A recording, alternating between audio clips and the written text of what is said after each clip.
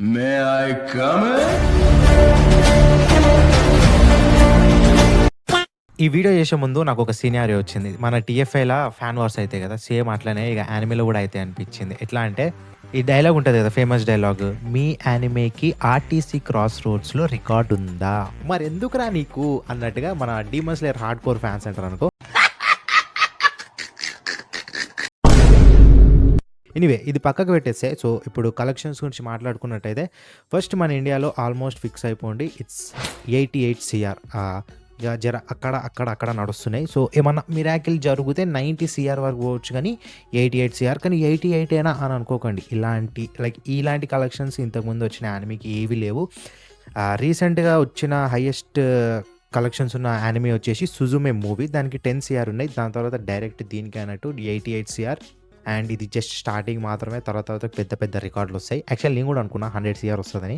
But okay. ఎందుకంటే ఇది పెద్ద మైల్‌స్టోన్ ఇది. చాలామంది రియలైజ్ గారు గానీ చాలా పెద్ద మైల్‌స్టోన్ ఇది. అండ్ నెక్స్ట్ మన గ్లోబల్ కలెక్షన్స్ గురించి మాట్లాడుకుందాం. సో, గ్లోబల్ కలెక్షన్స్‌లో కొంచెం ట్విస్ట్ ఉంటదన్నట్టు. కిరాకుంటది చెప్తా. నార్మల్‌గా అన్ని కంట్రీస్‌ని ఇంక్లూడ్ చేస్తూ వాళ్ళు ఒక టైమ్ లైన్ రిలీజ్ చేసిర్రు. ఈ కంట్రీలో ఇప్పుడు, ఈ కంట్రీలో ఎప్పుడు అది ఇది అని.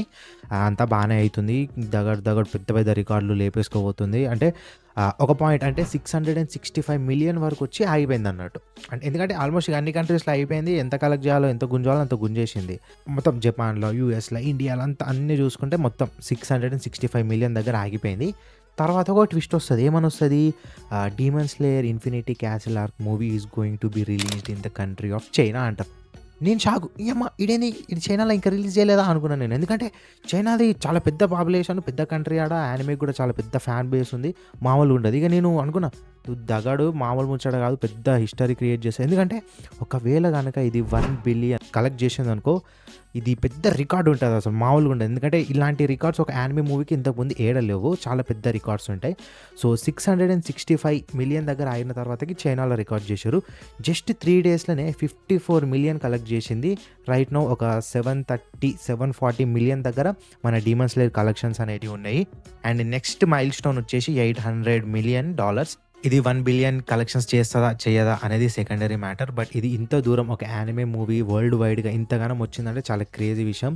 అండ్ ఈవెన్ ఇండియాలో చాలా పెద్ద సెలబ్రేట్ చేసిర్రు. మీకు తెలిసే ఉంటది. మీరు థియేటర్‌లో పోయి ఉంటే. నేను మాత్రం మామూలుగా ఎంజాయ్ లేదు. బట్టలు నింపుకున్నట్టు సీదా చెప్తున్నా కదా! ఆ లెవెల్‌లో ఎంజాయ్ చేసినా నేను. సో, ఇది మ్యాటర్. అండ్ చూద్దాం. 1 బిలియన్ అనేది ఇట్స్ ఎ డ్రీమ్. మనం ఏం చెప్పలేము. Anything could happen. మనం ఏం చెప్పలేము. ఎందుకంటే జస్ట్ 3 డేస్‌లోనే 52 మిలియన్ ఫ్రమ్ చైనా. అండ్ ఇంకా ఏ కంట్రీలో రిలీజ్ చేసేటివి ఉన్నాయో మాక్సిమం 800, 900 మిలియన్ డాలర్స్ పోతది. ఒకవేళ 1 బిలియన్ పోయినా ఇట్స్ ఆల్ గుడ్. అంత మంచిదే. Till then keep following the cine వీబ్.